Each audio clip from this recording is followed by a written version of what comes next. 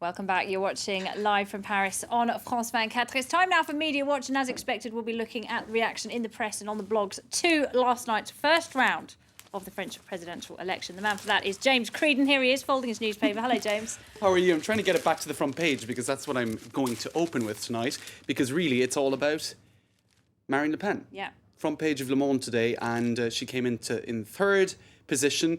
The exit polls were saying, well, not the exit polls, but the first estimations were saying some 20% revised downwards. 1 in 5 voters picked Le Pen. That's right. So now, if you go back to 2002, the Front National had a similar score if you add on, well, the far right had a similar score if you add on another small right, or smaller far-right candidate. So while I think the initial, analysis was that the far-right had increased its vote significantly, perhaps not if you really look at the details. But what is surprising is that they totally outstripped what the opinion polls were saying in the weeks and months running up to this election to get the third position. So even if she didn't get into the second round, well, she got nearly she's making the front page of Le Monde. She got nearly 7 million votes, didn't she, here in France? She got the exact figure, and let's take a look at this tweet. 6,421,808 votes for Marine Le Pen. Now, I've seen that figure across social media, across Facebook, across Twitter, people saying, how can 6.4 million people in this country have voted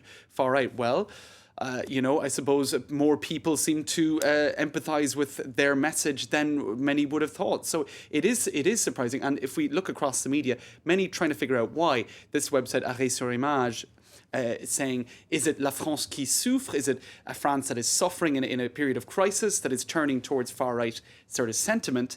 Or is it, they talk here about La France qui fantasme, in other words, in a France that is fantasizing about the problems, because actually in a lot of places where there is no immigration, where security is good, people vote Front National. Well, let's not beat about the bush. A lot of people are asking here and elsewhere, are the French racist? Do they have a problem with racism? That's it. And I think even the French themselves are saying, hey, 1 in 5 people are voting far right. I saw people on Facebook last night saying, when is there going to be an application on Facebook which says, if you vote FN, Front National, unfriend me. I don't want to, because I think what destabilizes a lot of people is that people go into the voting booth and vote Front National without admitting it to pollsters, without admitting it to their friends, without admitting it to the people around them. So there is this sense of it's the elephant in the room, if you like. People vote Front National. Whereas the opposite appears to have happened for Jean-Luc Mélenchon. Everybody said, oh, we love him, he's a rock star, and we're going to his rallies and he's fabulous, and then nobody actually voted for him. And then they go in and vote Marine Le Pen. Exactly. So it's definitely upsetting people. Yeah. It just shows you what opinion polls mean, doesn't it, really? That's it. You can't rely on them. Now, there was, talking about opinion polls, or exit polls rather, there was a bit of a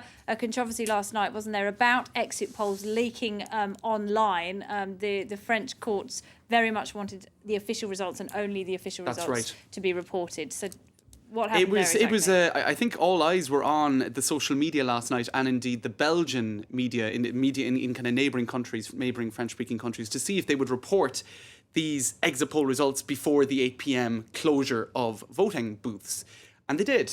In Belgium, they on the national broadcaster, from 6:30 onwards, you had access to those initial estimations, which were actually pretty close to what we see today. And but this is strange to me, because American elections, for example, they run the exit polls again and again and again, don't they? There's no secret about it. And it's illegal in France. They have this sense that if people are hearing exit poll results, it might influence how they vote themselves. So it's totally illegal. But the thing is, what was hilarious to witness really was the attempt to sort of clamp down on social media. Because of course, if you're on Twitter and if you've seen what they're saying in Belgian media, you'll kind of write it up to your friends, but and circulate it. But in the days leading up to the election, there were threats issued by the Electoral Commission saying €75,000 fine will be slapped down on you if you retweet this. If you send an email. That's right. If you tweet something. So look what happened. You had loads and loads and loads of tweets under the Radio Londres hashtag. So they were organised under Radio Londres. That is a reference to General de Gaulle, Charles de Gaulle, when he was in London, beaming stuff back into France by radio with coded language, because people started using codes. In other words, Holland is beating Hungary at half-time. Holland being François Hollande, Hungary being Nicolas Sarkozy, half-time being the first round. So it proves that you cannot really muzzle the internet. It's not possible. You can't restrict people from getting information out there. But, as the Express website points out, the Paris prosecutor has opened proceedings against the AFP news agency, against 2 Belgian websites, two Belgian media, 1 Swiss media, and a Belgian journalist who tweeted the results. So they are going to try to pursue this in the courts, even though European law actually seems to contradict French law. The idea, from the French perspective, it's, if you have a New Zealand-based website, which is actually one of the media that being targeted, and you can access that in France, then the French have jurisdiction over that information, so they can sue this New Zealand website for breaking French law, which is ridiculous. But these laws were drawn up before the internet came about, didn't they? So that's it. It's just symbolic of the struggle going on around the world, isn't it, between governments and the internet? And these laws, as Nicolas Sarkozy has said himself last week, have become obsolete. He even admitted that it's become obsolete. And indeed, as one person commented on Twitter, if all of those €75,000 fines had been implemented, France's debt would be cleared, because everybody was at least in coded language breaking the law.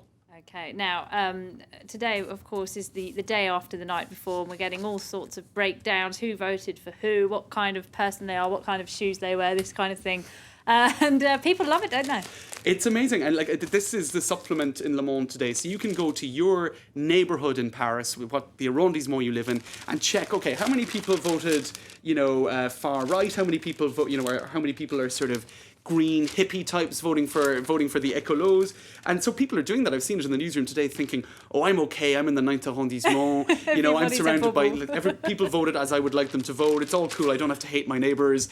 And so it's a factor in many ways of division, I think, because the breakdown of how people vote, in particular that big vote for the Front National, which people don't seem to like if they're not Front National voters, it's pitted people against each other. So but it raises some questions about privacy as well, doesn't it, really? I mean, it does, I suppose. You get looking at your neighbours a bit more. You get the exact breakdown. One thing that I thought was odd is in the 10th arrondissement, which is very bobo, very sort of very young, yuppie. Lots of young people. That's right. It was a very big vote for François Hollande, but you'd expect a very big green vote in the sort of bobo land.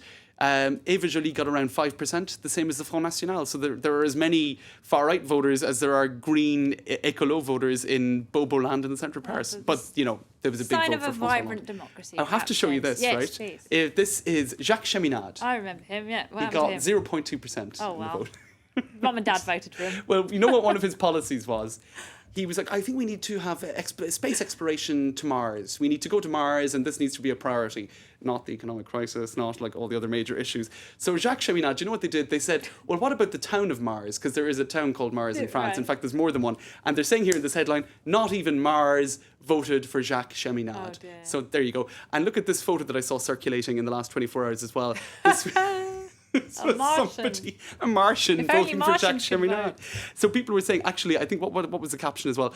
Oh, be careful, there might be a big surprise. Cheminade has got all his friends behind him, so even the aliens are voting for Cheminade. Well, actually, not really, because he only got 0.2% of the vote. How many is that? Do the maths? I think we were trying to calculate it yesterday. It's still something like 10 or 20,000 or maybe more people. That's crazy, isn't it? Right. I'm sure some people would like to send him to Mars. There you go. That's it. And the people who voted for him as well. Well, we shouldn't say that. So respect your vote. Yes, absolutely. All right, James Creedon, many thanks indeed. James will be back for Campaign Chronicles. Later in the programme, we'll be getting you more election tidbits for that with Mark Perlman as well. But now it is time to find out what's getting the most clicks and views on the internet, including discussion of Washington's bid to crack down on computer hackers. It's governments versus websites around the world, isn't it? Yes, it's time for Web News.